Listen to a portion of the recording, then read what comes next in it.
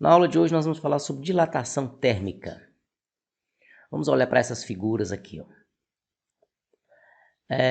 Aqui, nessa primeira figura, nós temos uma linha férrea que foi deformada. Esse não é o formato natural, formato no qual deve ser a linha férrea. Essa linha férrea ela foi deformada devido ao aumento de temperatura. O que isso tem a ver com a dilatação térmica? Isso que nós vamos ver na aula de hoje. Aqui, mostrei algumas outras figuras, como por exemplo, um caminhão que transporta petróleo, uma boca onde nós temos obturações realizadas nos dentes aqui, mostrei aqui a figura de uma fotografia de uma ponte. Na verdade, essa ponte é uma ponte sobre o Rio São Francisco. O que isso tudo tem a ver com dilatação térmica? Então vamos lá. Em geral, a matéria, quando aquecida, ela vai apresentar uma variação do volume. Então vai apresentar um ΔV. ΔV de volume. E o que acontece? Por exemplo, aqui, essa linha férrea, ela tinha um comprimento L0 e depois de aquecida, ela passou a ter um comprimento L0 mais ΔL. Então, como não havia os vãos para que ela pudesse dilatar e preencher tais vãos, o que acontece? Ela acabou entortando e descarrilhando os vagões, por exemplo. Então, em geral, a matéria, ao ser aquecida, ela vai aumentar as suas dimensões geométricas. Aqui, vou chamar a atenção para um detalhe. Então, a ciência aí que lida com a odontologia precisa pesquisar um material que tenha uma dilatação, um modo de dilatar muito parecido com o modo de dilatar do material do dente. Então não é qualquer material que pode ser usado para fazer obturação. Você precisa de um material que dilata na mesma proporção da dilatação do dente. Senão, numa variação de temperatura, note, por exemplo, que aqui no caso da boca, nós às vezes lidamos com uma variação de temperatura muito grande. Por exemplo, você está tomando um sorvete e depois você vai tomar um café quente. Então, a diferença de temperatura desses dois alimentos, essa diferença de temperatura é muito grande. E então significa que os seus dentes, por exemplo, experimentam uma faixa de variação de temperatura muito grande. E nesta variação de temperatura ocorre a dilatação tanto do dente como de uma possível obturação existente nele. Então é preciso levar tudo isso em conta. No caso aqui da ponte, em geral a ponte é construída aqui assim, nessas fendas, são juntas de dilatação também. Essas fendas não existem à toa. Quando a temperatura vai aumentando, esse material vai dilatando e vai preenchendo esses vãos. Caso contrário, se não tivesse essas fendas de dilatação, o que poderia acontecer é algo similar ao que aconteceu aqui nessa linha férrea.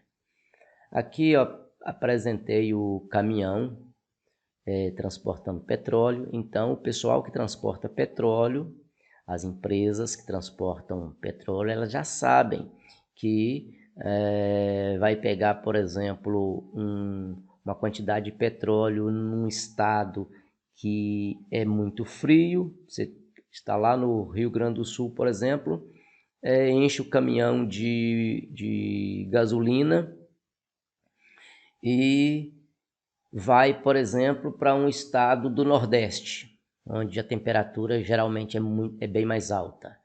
Então, o que acontece? Vai haver uma dilatação, portanto, você já tem que se precaver em relação a essa variação de temperatura. Então, por isso, nós aqui são algumas das justificativas para que nós estudemos a dilatação térmica. Importância para a engenharia civil, para a mecânica de máquinas. Então, por exemplo, quando se pensa na construção de um motor a explosão, que é o motor de carro, dos carros convencionais que nós conhecemos aí, você trabalha com peças que experimentam grande variação de temperatura. E para isso você precisa de um material que, experimentando esta variação de temperatura, ele não apresente uma significativa variação de volume. Então, tudo isso tem que ser levado em conta quando você pensa no projeto de uma máquina, por exemplo. Na odontologia, como eu já falei, e muitas outras aplicações aí. Antes de propor as equações, vamos mostrar aqui então algumas outras aplicações. Olha aqui, ó. Aqui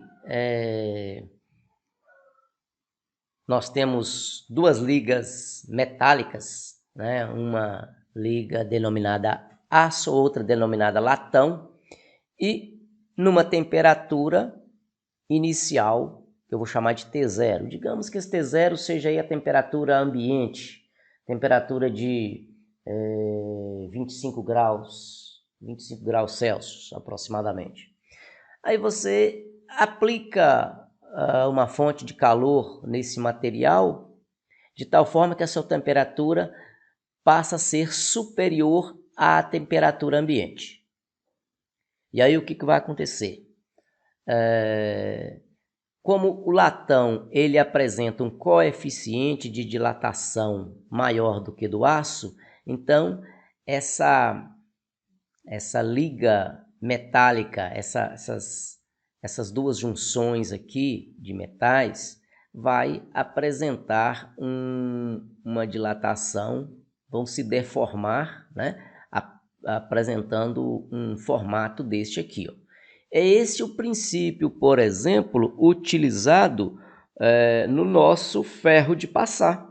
O ferro de passar roupa, ele utiliza uma situação, alguns dos ferros de passar roupa têm um sistema de liga e desliga feito com esta ideia aqui, ó. É uma liga metálica, são duas junções metálicas aqui.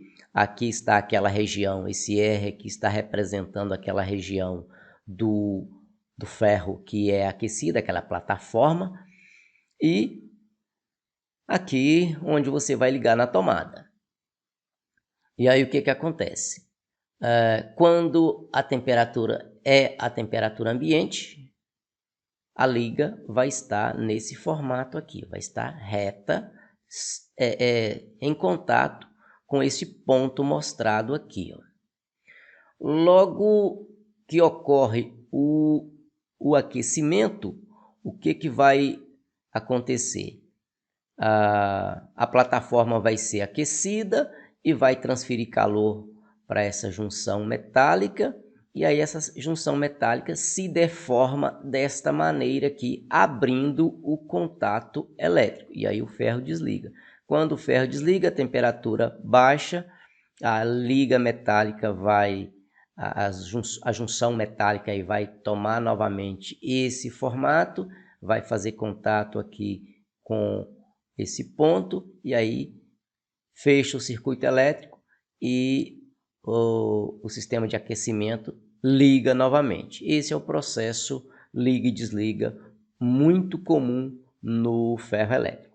Então vamos estudar isso de forma quantitativa. O que nós temos aqui? Temos aqui uma barra metálica.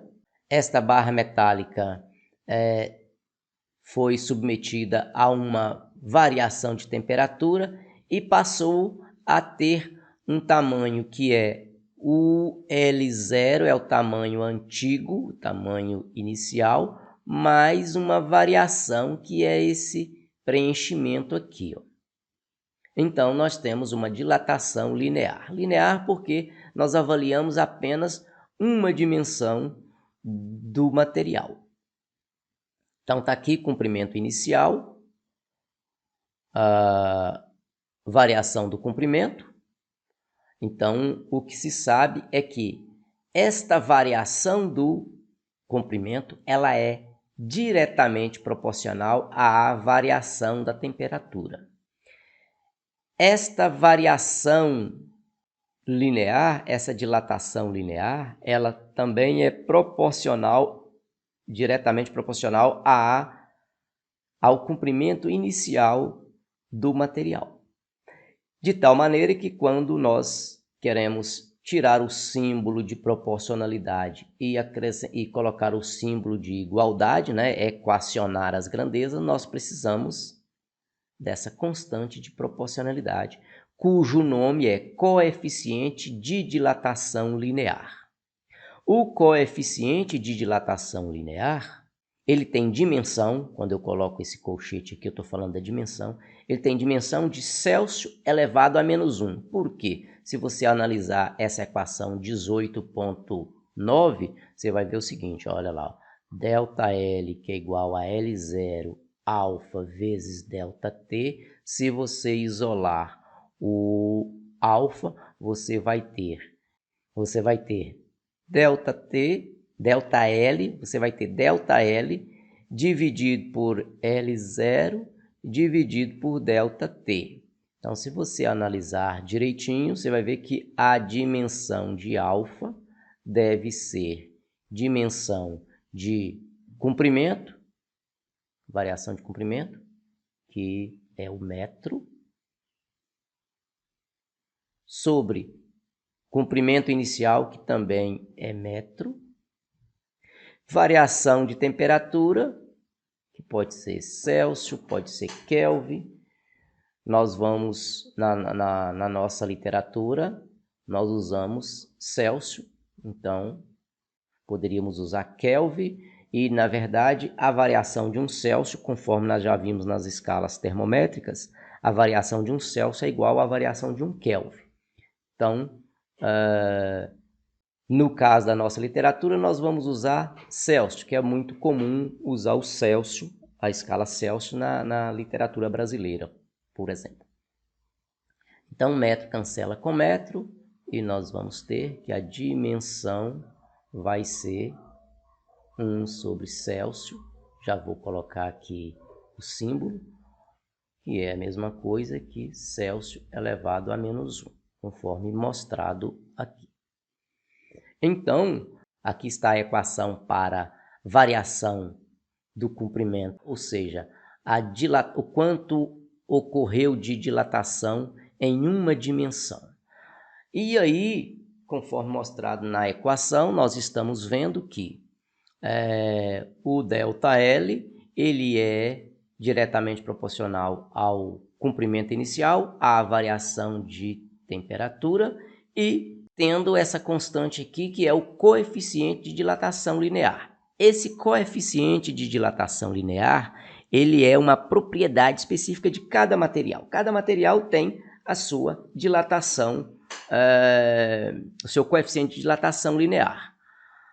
Aqui, está sendo mostrado uma tabela, só para você ter uma ideia aí, qual é o coeficiente de dilatação linear de alguns materiais. Aqui está o coeficiente de dilatação do chumbo, 29 vezes 10 elevado a menos 6 Celsius, a menos 1.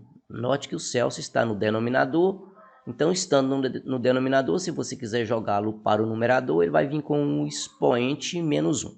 Coeficiente de dilatação do latão, coeficiente de dilatação do aço note que o latão comparado com o aço, o latão tem um coeficiente de dilatação linear maior. Por isso que ele vai apresentar uma dilatação maior, conforme mostrado aqui, ó. Esse representado em laranja aqui vai dilatar mais do que esse representado em azul. Por isso que, aumentando a temperatura, o formato da liga metálica, né, dessa junção metálica, latão e aço, vai tomar este formato aqui. Então, temos aqui temos alguns coeficientes de dilatação linear para algumas substâncias.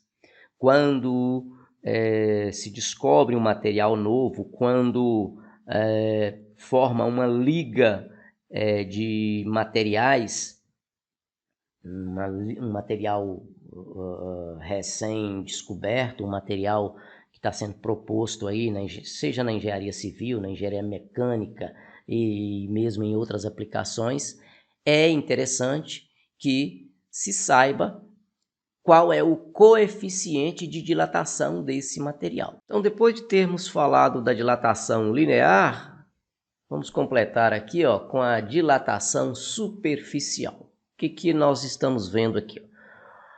Uma superfície de um determinado material, e essa superfície tem uma área inicial. Quando esse material é submetido a uma variação de temperatura, ele vai dilatar, preenchendo uma área um pouco maior. Aqui é o quanto cresceu na superfície aí. Então, foi chamado de ΔS. Então, da mesma forma que lá na dilatação linear, nós temos lá na dilatação linear, nós escrevemos o ΔL, era o alfa, L0 ΔT. Então, de uma forma bem similar, está aqui, ó, a variação da superfície, ela é diretamente proporcional à superfície inicial e a variação da temperatura. Como eu falei de proporcionalidade, para nós sairmos da proporcionalidade e colocar um símbolo de igualdade, é necessário que tenha essa constante, e a constante é o que nós chamamos de coeficiente de dilatação superficial. O que é o coeficiente de dilatação superficial? Ele é o dobro do coeficiente de dilatação linear.